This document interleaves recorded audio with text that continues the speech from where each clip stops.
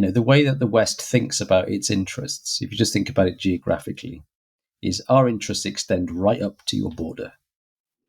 So we can expand NATO right up to your border if you're Russia, or if you're China, our interests actually extend inside your border because, of course, the claimed border of the People's Republic of China includes Taiwan, and our interests run right down the Taiwan Strait.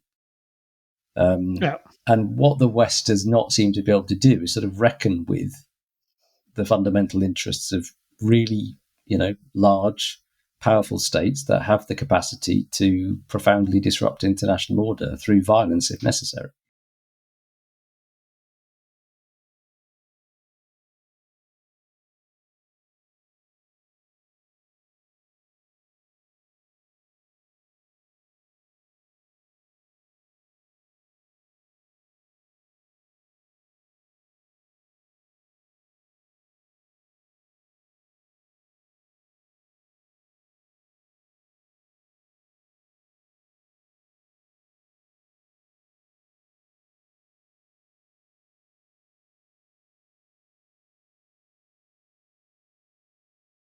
Hello, everyone. Good morning, good evening. Welcome back to BungaCast. I say good morning because we're actually speaking across days. We're recording this on a Friday, late Friday night. Well, Friday afternoon for me, Friday evening in the UK, and Friday morning for one of our guests. Who I'll allow Phil to introduce. Hi, Phil. Hey, Alex, how's it going? And yeah, good afternoon to Alex.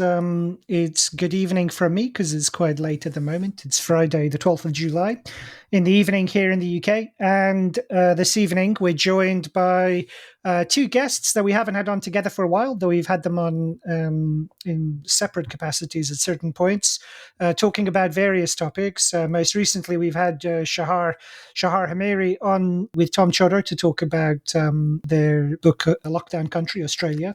And a guest we've not had on for a while, Lee Jones, who's back with us. And many listeners, I'm sure, will remember Lee from when we had him on to talk about Singapore. But we've also had Lee on to talk about other topics as well. So today we're going to talk about China.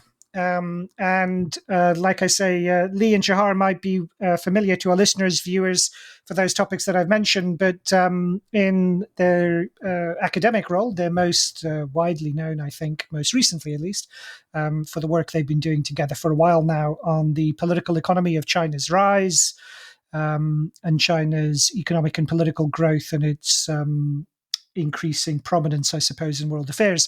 And that's what we're going to be talking about. So Lee is professor in political economy and international relations at Queen Mary's University of London. And Shahar is professor of international politics at the University of Queensland. Their most recent book they published together on China is called Fractured China, How State Transformation is Shaping China's Rise. So there's no dragon in the title, but there is a reference to something Chinese, which I guess that's quite an accomplishment in itself. So welcome back to the show, both of you. It's good to have you back on. It's great to be back. Good to be, Phil. Yeah, thanks for having us. And just for the record, books with the word dragon in the title to do with China should just be banned. Pandas? We do pandas? No panda, hidden dragon. I'm coming through on Saturday. We're the country of the future, not the past. I just want to make that clear. I thought that was Italy. That's exactly. You can't be the country of the future on this show. That's a good point, Lee. Thank you. But do let us know if there's anything to watch out for. That's coming around the bend in the next 14 hours or whatever, however many hours you are ahead of me. Maybe another lockdown, monkeypox, something wonderful to look forward to. I don't know. Yeah. So we wanted to touch base on China because we've not really spoken about China in any kind of great depth, and it's good to be able to talk to people whose professional academic expertise is on the subject. And I suppose what we had in mind was a fairly wide-ranging discussion about where things are at in terms of Chinese society, politics, and economy. And I suppose just to set the context, obviously, given how important China is, the world at the moment is going to the polls or has been to the polls. The more people have voted in elections this year than ever before in human history. And we've covered all of these elections, in fact, so far that have happened, the big ones in India, Mexico, Britain, of course, the French parliamentary polls that happened recently. And obviously, we'll be talking about the forthcoming presidential election in the US. Obviously, there are no elections in China. And so it would be useful just to get a sense of how things stand while the world is absorbed with election outcomes. It'd be useful just to get a sense of how things stand in Chinese politics. So the plenum, I gather the plenum of the Chinese Communist Party is meeting next week. How important is that, if it's important at all? Are there any significant power plays or dynamics at work that you would suggest to listeners, to viewers, to pay attention to or look out for? And are there any kind of names or figures that people should pay attention to besides Xi Jinping himself? Over to you guys. Yeah, thanks, Phil. So you quite rightly said there are no elections coming up in China, so we will not be dissecting those. I think let's start, like every academic, I'm going to start off with a caveat here and just say that what we know about Chinese elite politics in particular is very, very limited. In fact, we know very little about that. And therefore, anything that we or anyone else says about elite politics in China should be taken with a grain of salt. We know what happened with criminology back in the 1980s. They couldn't pick up many of the things that led to the fall of the Soviet Union. I'm not suggesting that the Chinese Communist Party is in any way on shaky grounds, but we genuinely don't know what's happening in the corridors of power in China. With that in mind, I would say that one thing we do know is that Xi Jinping does seem to be basically reigning supreme over the Chinese Communist Party at the moment. In the past, people used to talk a lot about Chinese faction politics, and they used to try and map the different factions among the elites. No one's really doing that anymore because it does seem that most of the people that are currently in top echelons of the Chinese Communist Party are affiliated with Xi Jinping. Some people call it the new Zhejiang faction, with reference to where Xi Jinping was a party leader and governor in the mid-2000s. They are basically his men, and largely men as well, as we know in Chinese politics. Last time he faced a serious contender was all the way back in 2012. That was Bo Xilai, who was leader of the so-called New Left in Chinese politics, which sort of had a bit of a mix of social democracy and some Maoism thrown in. So he, tried a model in the city of Chongqing where he was party secretary that involved a combination of a bit more public spending on, say, housing, with some crackdowns, some of them quite brutal, on crime, but also bringing back some of that kind of red culture, if you like, from the Cultural Revolution. At that point, both of them, by the way, are princelings. So they're sons of revolutionary leaders who established the People's Republic of China. Both of them were seen as contenders, but we know that Xi won out. Actually, at the time, Xi was seen as some kind of a liberal reformer by the standards of the Chinese Communist Party, which is, of course, not his image today. But, Bo Xilai was purged in 2012 on charges of corruption. I can't attest to the veracity or otherwise of these charges, and has not really been seen ever since. And then Xi proceeded through a series of purges to get rid of the Jiang Zemin faction, the previous Chinese leader, and they're all effectively gone. So if you look, for instance, at the current makeup of the Standing Committee of the Politburo, which is the main body of the Chinese Communist Party, there are 7 members. All of them seem to be allies of Xi Jinping. And that's even different from the previous Standing Committee of the Politburo, where you had even number 2, the Premier Li Keqiang, who was notionally from the Chinese Communist Youth faction. But he's gone. He actually died after he left the role last year. There are rumors in China, again, given the opacity that I just mentioned, there are rumors in China that there was some foul play, but obviously we don't know whether that was the case because it was quite popular. Yep. Yeah, go on. Well, I just wanted 2 kind of follow-up questions. One is so the criminology in, the kind of the Cold War, the criminology was kind of seeing who was on the podium at the Victory Day parades in Moscow, on the Lenin's mausoleum on the podium, how far or close they were to Brezhnev or Gorbachev or Stalin or whoever it was, kind of, and then inferring and extrapolating all sorts of things from that. So I was wondering if there's an equivalent to that kind of core moment of Kremlinology, if there's an equivalent to that with China in any big kind of public moments or choreography of the Congress of the Communist Party or anything like that. And secondly, when you say these people were purged, Bo Xilai and all that, have they disappeared? Were they imprisoned? Were they shot? Have we never heard from them again? Are they under house arrest? What happens to people who are purged under Xi? Oh, I'm sure that they're enjoying the best that life has to offer in the Chinese utopia. Look, I can't say for sure what happened to them. They've not been seen in public. I've not seen any indication that Bo Xilai, for example, has actually been killed. But I mean, I don't know, honestly. The likelihood is that when they're purged, they go to prison, right? Yes. So very occasionally people are sentenced to death, very occasionally, and then they're executed. But typically, if somebody's purged for corruption or something like that, then they're put into prison. So they're not just disappeared. There is a kind of rule by law system in China. Yeah. But they disappeared from the public view. I think that's probably the way to put it. So they're never really seen in public after that. And in some cases, yes, I mean, there is a trial where, and usually the trial happens a while later after the initial disappearance from public view. And there'll be a trial, and then usually that, as Lee said, they're put in jail. So that's the story with the previous factions that don't seem to be around as much anymore. Maybe they're still dormant, but again, we don't really quite know what is happening with them. But at the top echelons, pretty much everybody is Xi's pick. He actually put them there. Most of them seem to be personally loyal to him, or at least appear to be that way. And yes, in relation to the pageantry that he mentioned before with criminology, there are similar things that are being done in the study of Chinese elite politics.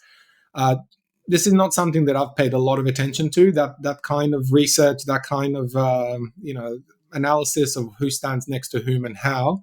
But certainly that kind of analysis is out there when it comes to Chinese elite politics. But it is incredibly unreliable because, as Shahar said, the way that people attempt to understand Chinese elite politics is to try to understand these different factions, maybe different regions of the country or different parts of the party or state apparatus that people have come up through, look at what they did in a particular role in the past, and then project that into the future. But as Shahar says, Xi Jinping was viewed as a sort of heir to Hu Jintao, that he was going to be a kind of pro-market reformer, that he was relatively liberal, and of course he's been anything but. So it's just simply not a reliable guide to policy direction, and it's backed by an incredibly weak theory of the state. Fundamentally, that it's just about these elites, and if we understand who these elites are, what their career has been, what their personality is like, then we'll understand what policies they're going to pursue in future. It completely ignores the kind of wider dynamics affecting decision-making and implementation in China. So I think it's never been a very reliable way of studying China. But there is a whole cottage industry of sort of who's up, who's down, what order are they going to come onto the stage when the new Politburo standing committee is, or you can find all that stuff. And there's people that make a whole career out of doing it. But I just don't think it's a very interesting or reliable way to study Chinese politics. Yeah, no, indeed.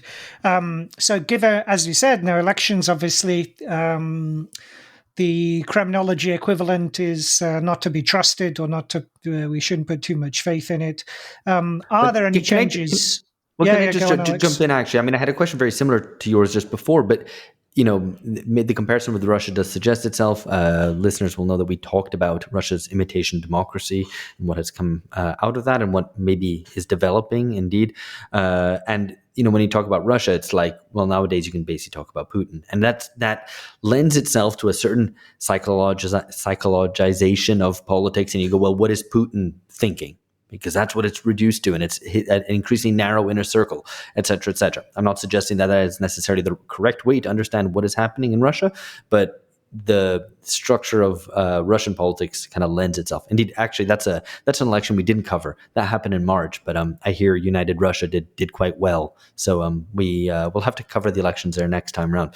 An oversight on our part, yeah. Yeah, absolutely. I mean, people were obviously on tenterhooks, waiting for the result, but now they know. Now they know. It's a problem with the study of all authoritarian regimes, right? Essentially, if you theorize authoritarianism as being autocracy, right? This is the term that's often used in political science, autocracy, which literally means ruling out of itself, which indicates that, I'm the ruler, so I rule on the basis of what I think. And so you get this very psychological approach, what's wrong with him? Basically, is he mad? Etc. Which just completely. Well, let's hope he's not mad. He can hear reason. If our diplomats can avail themselves upon him, and it's a very weak theorization of authoritarian politics. I think in any regime, there's not a single regime I know of in the world that operates like that. Right? Every leader, in order to stay in power, has to build a ruling coalition, and that ruling coalition has to serve certain constituencies out there in society, which then creates structural constraints on what a leader can do and pushes them in one direction or another. And then, of course, there's a political economy dynamics in which those wider political dynamics sit. So that's the way that Shahar and I have always studied, because most of our careers we've been studying Southeast Asia and China. That's how we study these, and they're mostly authoritarian states. That's the approach that we take. But there is, various different approaches to the study of authoritarian politics. But the more that it becomes focused on a narrow elite, I think the more it's missing these broader constraints and drivers of decision making. Yeah, and we'll talk a bit more in due course about the kind of what's involved in different kinds of specific approaches to studying the Chinese state and Communist Party in one way rather than another, and in particular the ways that you guys have done in your work. But before we do that, just given there are no elections, as we've said, and given that we have this tremendous concentration of power in Xi's own hands, are there any changes in Chinese politics that people should look out for, or that we could reasonably anticipate, notwithstanding the difficulties of understanding what's going on in China itself? Is anything likely to happen in the next year that's significant, or that you would want to draw listeners' attention to? Well, again, going back to the opacity point, it is very hard to know what's going to happen. I'm not expecting any particular political dramas to play out because, as we said, that high-level elite factionalism seems to have been eliminated, notwithstanding the various purges of individuals that happen from time to time. For instance, last year, both the defense minister, Li Shangfu, and the foreign minister, Qin Gang, were purged relatively quick succession. No one quite knows why, but again, both of them were handpicked by Xi. So that was seen as a bit of an indictment on his own judgment by some people. But maybe something like that would happen, but probably not necessarily any kind of major shakeups coming up. I think that's probably where things are going to start to get a bit more serious, perhaps, is when it comes to economic policy. The country's economy has been struggling for quite some time. You mentioned the third plenum, which is the main policy-making meeting every 5 years.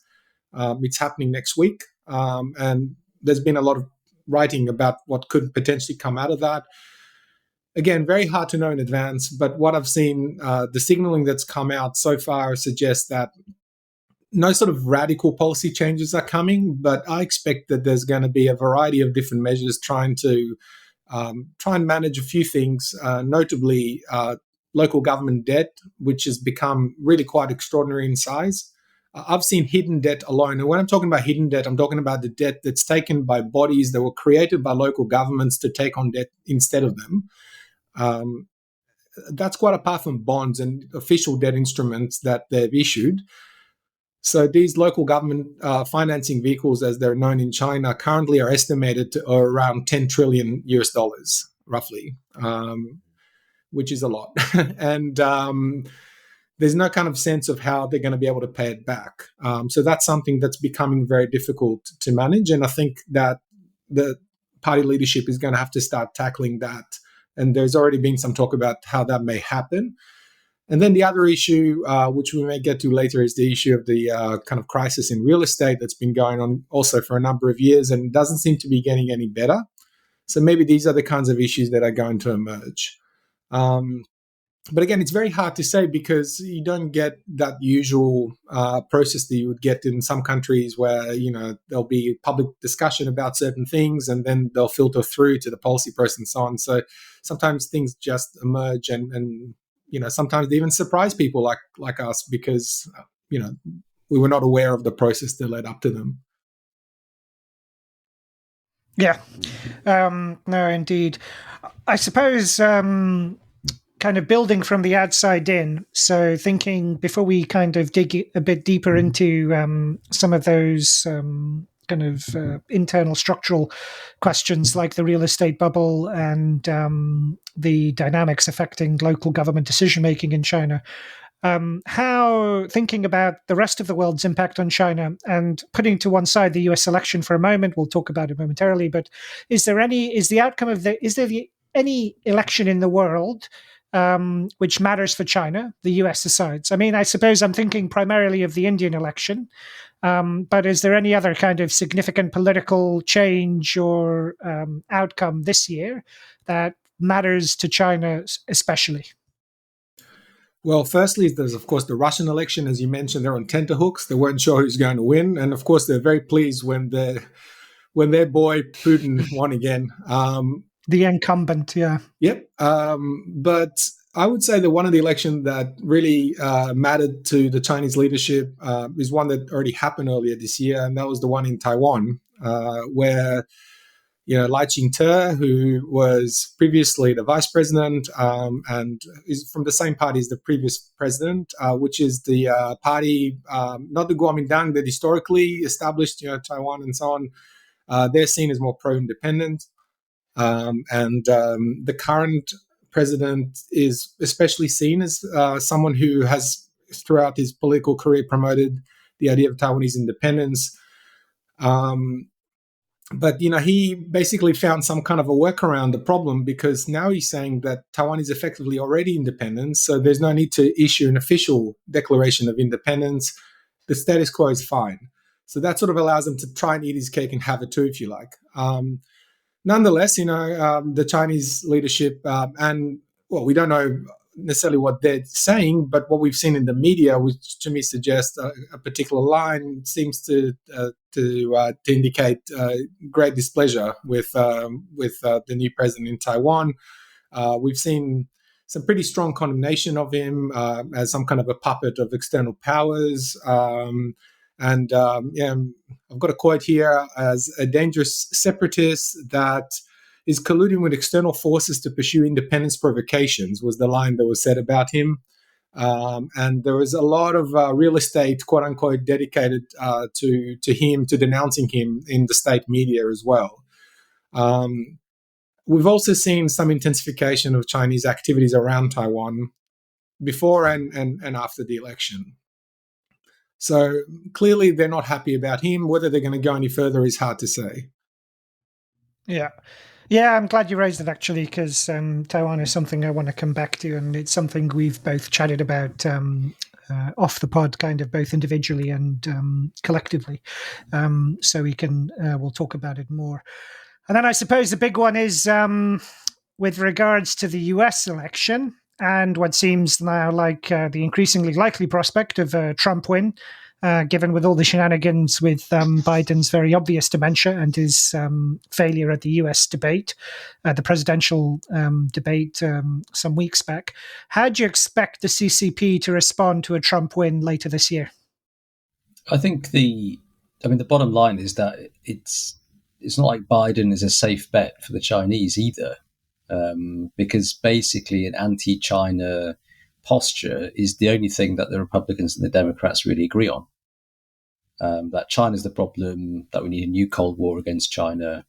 So Biden not just continued Trump's China policy, but actually escalated it with very aggressive domestic industrial policy and hiking tariffs and the new chips war and so on.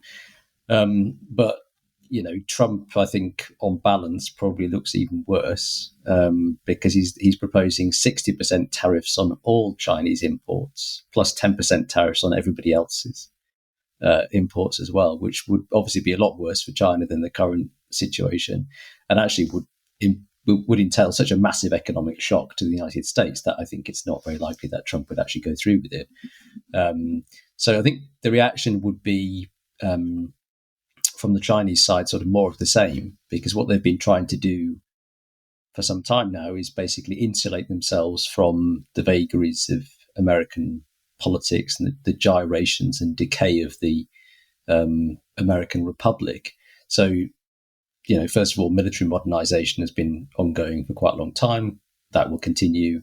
The sort of strategic effort to push the United States away from the Chinese coast, in particular, to create more defense in depth, which is what they're basically doing around Taiwan. It's what they've been doing in the South China Sea. The greater push for sort of internal resilience, economic resilience, self-reliance, the Made in China 2025 thing, cutting down on imports. So imports to GDP has more than halved over the past 20 years as part of this push to reduce dependency on sensitive imports. They've been trying to do de-dollarization through internationalizing the renminbi, but that is really not working very well. So it's still only about 2 to 3% of global currency reserves and use in trade because of the very limited financial liberalization in China. There's just not enough demand for the renminbi.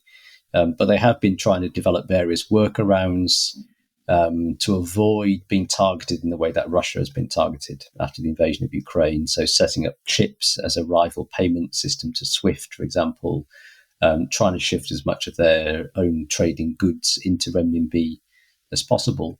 But they're still very much dependent on the American economy. They still have trillions of dollars of holdings of US bonds and so on. The only real way that they could... Sorry, go on, Alex. Well, no, I was going to ask, I mean, as you say, in terms of economic competition and indeed economic war, there's little difference between Trump and Biden as regards the Chinese. And sort of from the Chinese perspective, they don't have much to choose between there. But in strategic or military terms, you see a difference in approach were Trump to be elected versus Biden, or is that also kind of the same? I think the difference would be just in terms of the erratic nature of a Trump presidency. So Biden has set out a strategy and is more or less pursuing it. So his Indo-Pacific strategy is quite clear, which is you want to wedge as many countries as possible away from China and lock them into what they call a lattice work of alliances and security partnerships. And that is working with a small handful of states and not likely to work with many others. But that's what Biden's doing. Whereas Trump has such a transactional approach to international politics that he can try all kinds of different things. He was trying to negotiate with North Korea, and when that didn't work, it was Rocket Man. He fell out with the Philippines, which was which is one of the very few treaty allies in the region. So there's that sort of the erratic and unpredictable nature of Trump. Causes problems not just for China, but actually everywhere. Europe is having conniptions about a second Trump presidency for obvious reasons. So from the Chinese perspective, a second Trump win would only underscore the danger that they're in, because they're absolutely not ready to fight a war with the United States, and they are actually being very provocative vis-a-vis the Philippines in the South China Sea. And the Americans are playing a very dangerous game of trying to back the Philippines as much as possible to avoid a loss of prestige, which would be fatal, I think, to US standing in East Asia, without entering into a conflict with China. And the question about how Trump would handle a major crisis in the South China Sea, I think you would have to raise serious questions. It's already extremely dangerous. There's an escalatory dynamic happening around the second Thomas Shoal at the moment, as people may have seen in headlines in recent weeks. it's much more concerning to me than the prospect of a war over Taiwan. This is where you can kind of slither over the edge into an accidental conflict. It might be a limited conflict, but it could really happen. And that's keeping a lot of people awake at night, I think. So that would be the issue, is the uncertainty, the unpredictability of someone like Trump. And it would absolutely be seen in China as being further evidence of the decay and decline of the United States, and Trump's very strong kind of anti-Chinese rhetoric as more sign of the Cold War mentality that the American elite seems to be addicted to.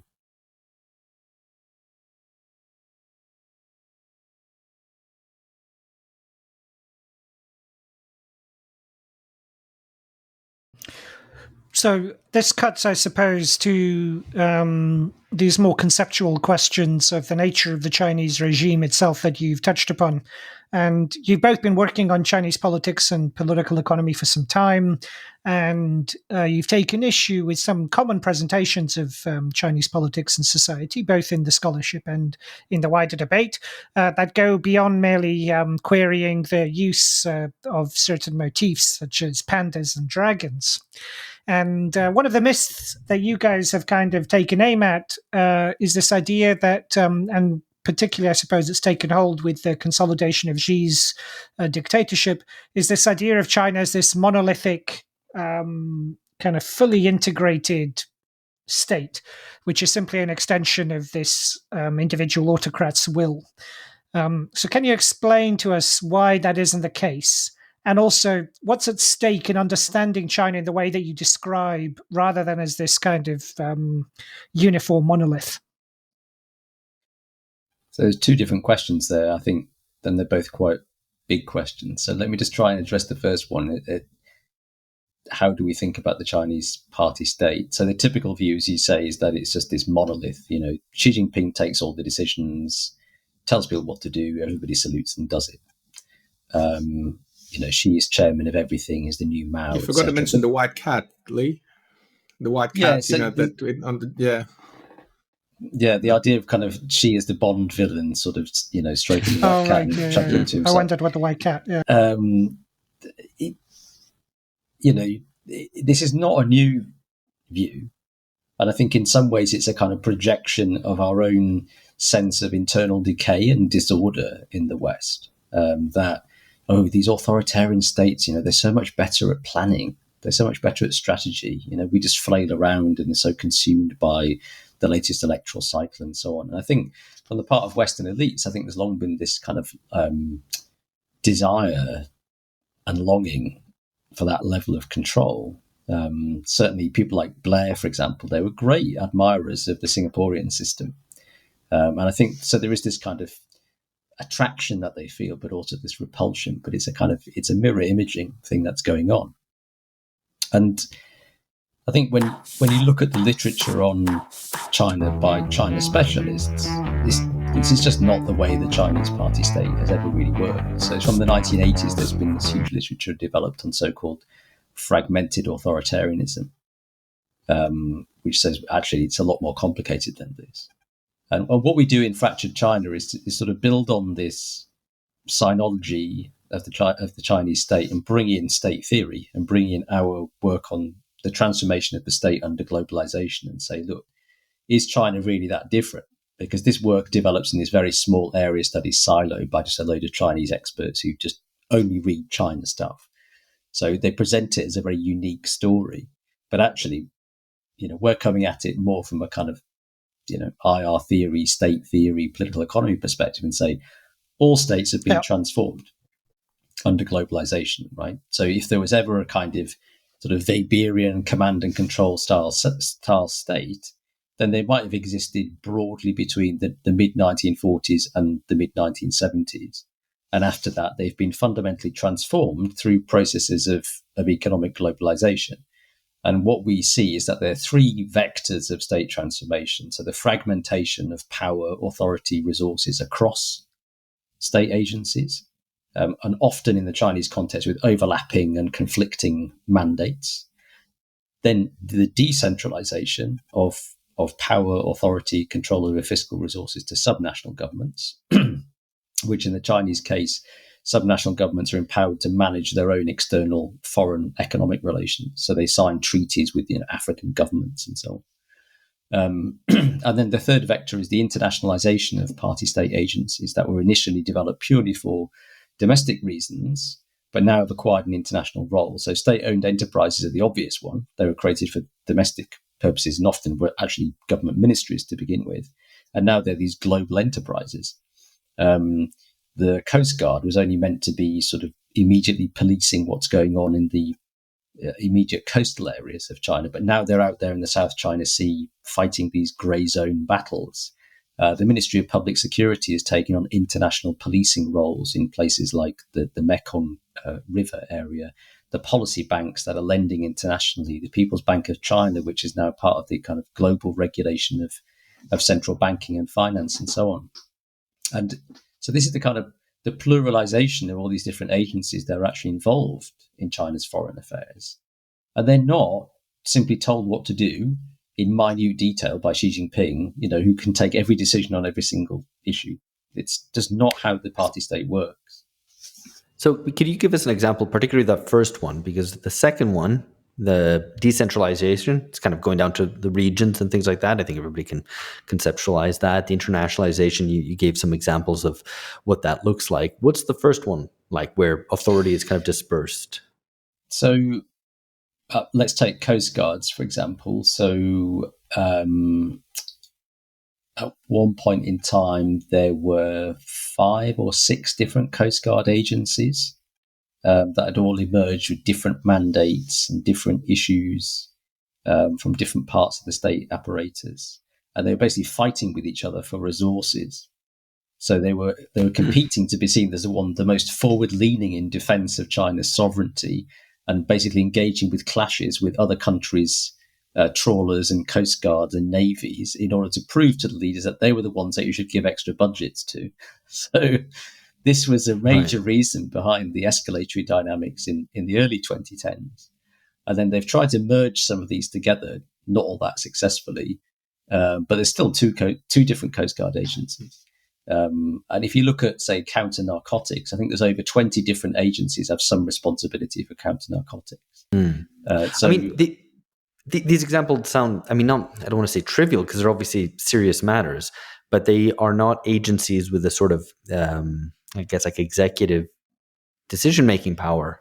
So like Alex is saying, like, it's not the KGB, it's the Coast Guard. Is that right? Well, yeah, perhaps, for example, but again, that's another security agency. But maybe there are other agencies to which authority is dispersed, kind of at a high level, which are relevant. Let's take the counter narcotics example to build on that. Yeah, so there's the Ministry of Public Security would tend to be the one that tries to coordinate action in this area. Yeah, so when we're talking about drugs as a crime and the smuggling of drugs into China, there's a lot of opium, heroin, methamphetamine coming across the borders since the reopening of China to international trade and commerce. Yeah, and the building of cross-border infrastructure that has opened up China, and it's led to the massive HIV epidemic in southwest China, major problems of criminality, and so on. Now, ostensibly, they're the ones that would have a mandate to tackle narcotics issues. But actually, the way that the issue has been dealt with, like opium, for example, is through opium substitution projects, which are overseen by the Ministry of Commerce, because that's seen as an overseas investment. And basically, it's subsidizing state-linked agribusiness firms to go in and replace opium plantations with, let's say, banana plantations or rubber plantations. Now, in fact, that isn't what happens in practice. They just grab land, because opium, you can't swap land used to grow opium to grow rubber or bananas. It's the wrong altitude. So you just grab land somewhere else and you're just exploiting the system to make money. Basically, that's what actually happens. But essentially, this was going on in like neighboring countries. Neighboring countries complain, this is supposed to be opium substitution. Actually, it's just land grabbing and profiteering. And they go to the counter-narcotics agency in Beijing and they say, sorry, nothing to do with us. That's the Ministry of Commerce. You need to talk to them. And the Ministry of Commerce says, well, that's nothing to do with us. That's the Department of Commerce in Yunnan province. They're the ones that are actually overseeing it. So Right. there is this kind of, because of these overlapping mandates, and because of this decentralization, sometimes it's very unclear, even to the Chinese themselves, where power lies. So there's a lot of kind of buck passing, a lot of evasion going on, and that has real consequences for China's international relations. So but to your point, this Alex, kind also about the stakes at play here. I mean, Lee mentioned previously dynamics in the South China Sea. That is a very serious situation, where, as we show in the book, actually those dynamics escalated matters to the point where, you know, it could have and may still actually create genuine conflict involving the great powers. So there are areas in which these dynamics actually have very, very serious consequences. But I suppose, so two thoughts occurred to me listening to what you're saying. So first of all, is the rise of Xi Jinping and the consolidation of power in his hands in a more personalized regime, is that a countervailing force to the tendencies you've described? Is that kind of a centripetal dynamic that's in opposition, or kind of was generated by the party state in opposition to these centrifugal kind of, to these kind of disintegrative dynamics? And also, so I'm sure you could say very many similar things about the American state as well, right? So you could say, the American state has all of these competing agencies, and the deep state, the NSA, the CIA, the FBI, the DSA, all of this, who knows how many kind of bureaucrats work for the Pentagon or what have you. So, I mean, all things being equal, if all countries are kind of subject to these dynamics that you've mentioned, these vectors of change, of state transformation, then doesn't it all kind of wash out in the end? It's all things being equal, you're confronted between these kind of more fragmented states, but they're all kind of facing each other in a fragmented way, and so it all kind of amounts to the same thing in the end. I mean, we would argue that the state transformation approach is applicable to all countries. It's not a Chinese theory for China. But I don't think it just washes out. I think the point is that this is the way that we need to think about global politics after 40 years of globalization. We can't think about states as being these unitary, strategic, billiard ball kind of actors just bashing up against one another. If that was ever true, which is doubtful, it simply isn't true anymore. So I don't think we can just say, well, they're all fragmented and so on, so let's just forget about it. But to get to your first question, what does the rise of Xi Jinping mean? Let's just take a step back and talk about how the decision-making process works. How is power exercised in what we call a Chinese-style regulatory state?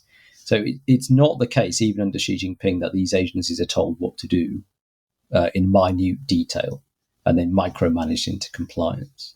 The way that it works is more often that top leaders like Xi Jinping will set out incredibly vague, very difficult to understand slogans and speeches, which will, and your listeners and viewers will be familiar with some of these, one belt, one road, common prosperity, the Global Development Initiative, the Global Civilizational Initiative. These things are just kind of tossed out, and then they're left very vague. And the reason it's vague is to accommodate all these contending interests within the party state. And it's then left to a range of other actors, national, subnational, and so on, to do what we call the 3 I's. So they could, first of all, influence policymaking as people work to translate these vague ideas into more concrete but still quite loose policy frameworks. So actually a lot of national policies, what look like national policies or even Xi Jinping's policies, are the result of bottom-up lobbying. Second I is interpreting. So what do these things actually mean?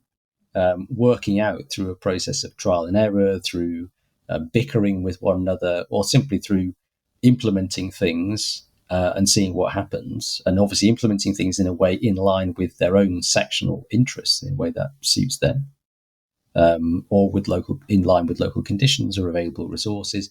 And the third I is you could potentially ignore these things, which is rare, but it does happen. There are documented cases where national rules, regulations are simply ignored, or there are competing instructions and people choose to follow one rather than the other. Now, the central leadership is not powerless. It steers this whole process through a set of mechanisms, these slogans, ideological campaigns, fiscal allocations, and crucially, the Communist Party's powers of appointment, appraisal, and discipline. So all of these mechanisms steer the system in very important ways, but they don't lead to total effective control over what every single Chinese actor is doing.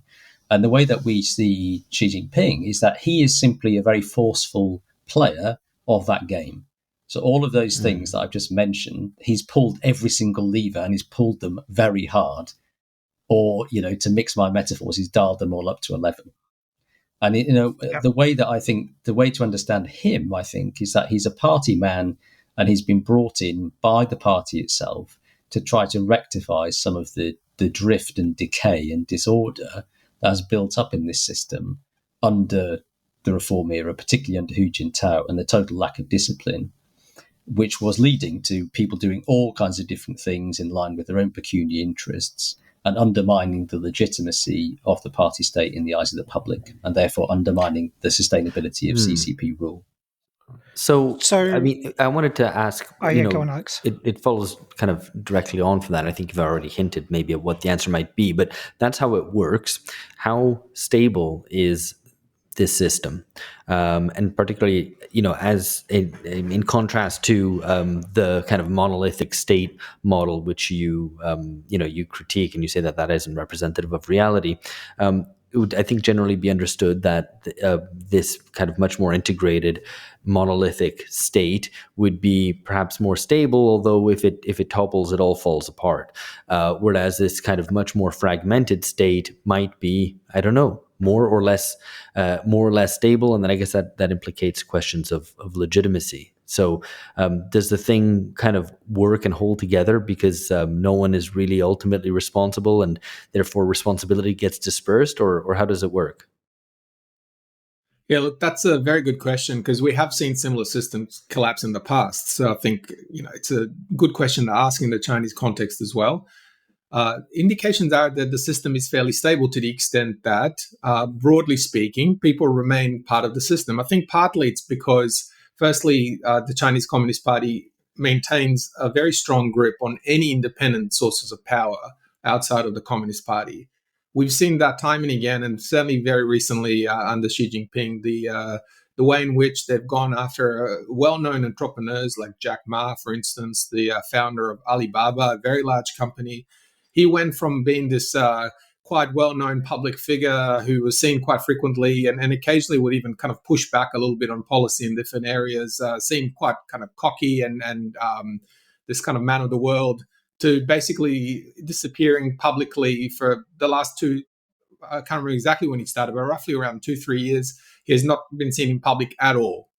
And then the companies sometimes get taken up and broken into fragments. So all that kind of stuff prevents the emergence of especially a bourgeoisie that is capable of taking on the party. So that is one reason why it's a fairly stable system, because pretty much everyone who's anyone in China is a member of the Chinese Communist Party, or at the very least is affiliated with it in different ways. So a lot of the kind of conflicts that we're talking about, they're internalized within the party, but they're internalized within the system that, broadly speaking, works within the rules. And the exception, I guess, was what Lee was talking about. There was a perception that perhaps those internal conflicts within the party and perhaps the degree of discipline was weakening, especially at the local level. And hence, we've seen Xi Jinping do the kinds of things that Lee was mentioning to try and tighten discipline. It doesn't alter the nature of the system, but I don't see the emergence of a power base that is capable of challenging the party from the outside. And from the inside, it's mainly jostling for position within the system rather than the potential breakdown of the system as a whole. But it still matters enormously for how the Chinese party state works, as Lee was explaining before, both internally and internationally. Yeah, can I just come in on this point just to add a slightly different perspective? It's stable insofar as the vagueness is about accommodating different interests. So instead of sort of decisively resolving conflicts in one way or another, everybody is accommodated. That's how sort of one-party systems tend to work, is that there are different factions, there are different interests, but they're somehow accommodated within the party state. So that is a factor of stability. And tied to discipline, I think, has undermined some sources of instability, but it then does cause other problems. So what I've been describing up to this point is generally these are features, not bugs of the Chinese system. So the Chinese system is deliberately experimental. And some of your listeners will no doubt have heard of the idea of Deng Xiaoping's idea of crossing the river by feeling for the stones. Meaning that you just experiment, you work out where you're going as you go along. So you start off with a vague idea. I want to cross the river. I want to have a great Chinese rejuvenation by 2049, whatever that means. And you work it out in progress. And that's been, that's unleashed enormous amounts of experimentation. Some of it's gone wrong. A lot of it's worked. It's led to, remarkable levels of growth. When you tighten discipline in the way that Xi has done, it starts to gum up the system because apparatchiks become very wary about experimentation. And because they're worried they're going to get purged. And that has definitely contributed to the lower growth that we've seen under Xi Jinping. And lower growth means fewer employment prospects. The basic social contract between the Chinese regime and the people, which is you stay out of politics and you get rich.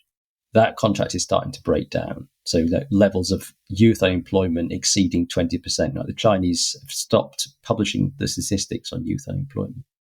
Wow. So these become new factors of instability. Now, Shahar's right that that's not expressing itself in any form of organized opposition. And at the moment, it's kind of unthinkable that would happen. So they're able to squelch everything, but it doesn't mean that people are particularly happy. And particularly the rich are not happy with what's going on. Now, sometimes you'll read that's because, Xi Jinping is the new Mao and he wants common prosperity, he's going to redistribute wealth. Absolute rubbish. Nobody knew what this slogan meant when he uttered it. I'm not even sure he knew what it meant. But there are all these wild different interpretations. Some people saying, yeah, great, red culture's back, proletarians are back, and others saying, not at all.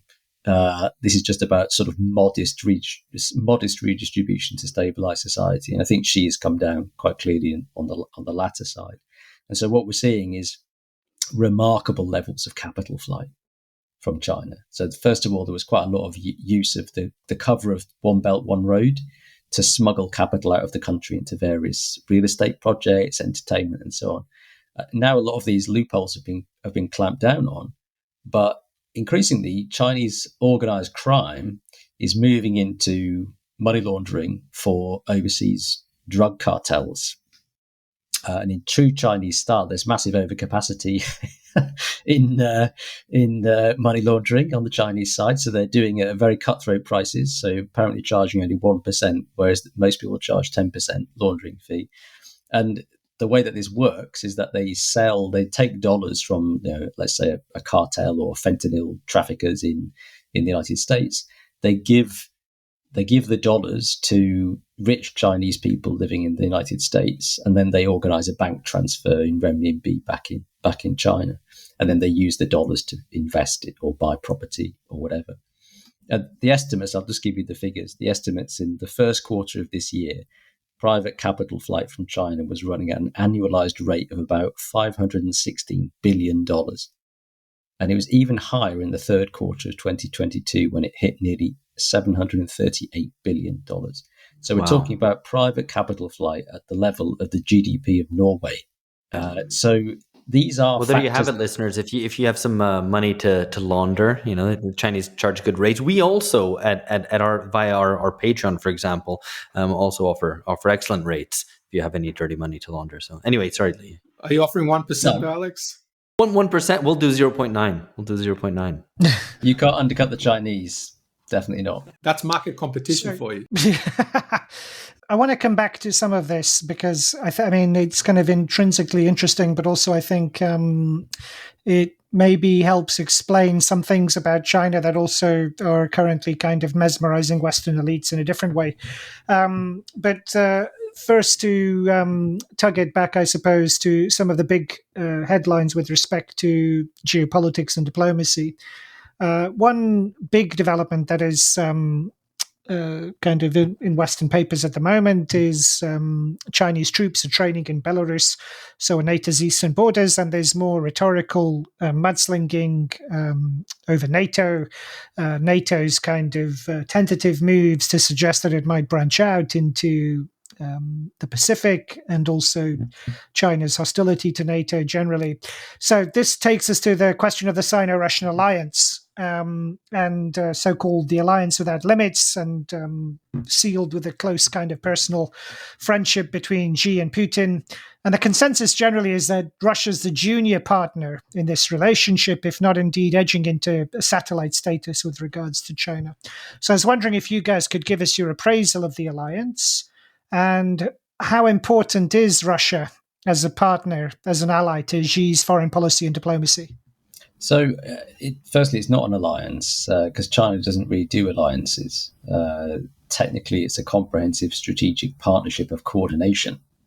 The Chinese do love these clunky slogans, which was agreed in 2019. So it's what they said in 2022, about 20 days before the invasion of Ukraine, that Xi and Putin put out a joint communique and said this was a no-limits partnership with no forbidden areas of cooperation. But I think the reality is that there are limits to this so-called no-limits partnership. The relationship between China and Russia has never been very warm, and Russia has been quite concerned about creeping Chinese influence in Central Asia, so in its traditional backyard. And China's had to tread quite carefully there. If it was an alliance, you would expect China to enter a war on behalf of an ally. China hasn't entered the Ukraine war. It's not going to. It has very carefully positioned itself on the side of a negotiated peace. It's only ever abstained on UN Security Council resolutions. It's not voted to veto them, as Russia has. And it's been quite clear in its signalling that it's very opposed to Putin's nuclear saber rattling as well. This is very much about China's concern for its image in the global south. It doesn't want to be seen as being...